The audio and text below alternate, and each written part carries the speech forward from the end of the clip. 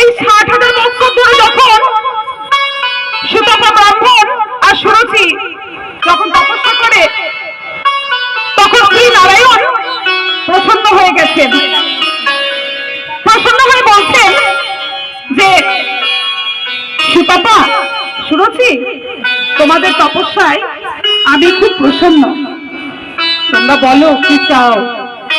তখন সুতপা ব্রাহ্মণ বলছেন প্রভু, প্রভু এই জন্মে তো সন্তান দিলে, দিয়ে নিয়ে নিলে প্রভু,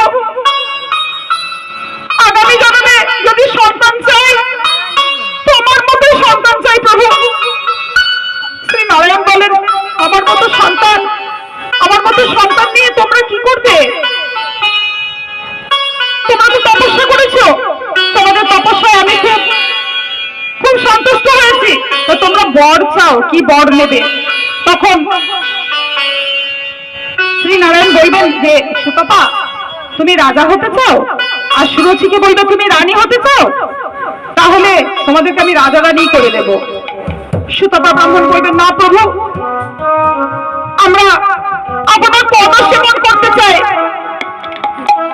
আপনার চরণ সেবা করতে চাই প্রভু, আপনাকে সন্তান রূপে পেতে চাই।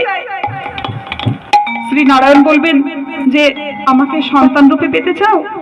আমাকে সন্তান রূপে পেয়ে কি তুমি সেবা দিতে পারবে? তুমি কি পদ সেবন করতে পারবে তোমরা ঠিক মতো? তখন বলেন, হ্যাঁ প্রভু, খুব পারবো।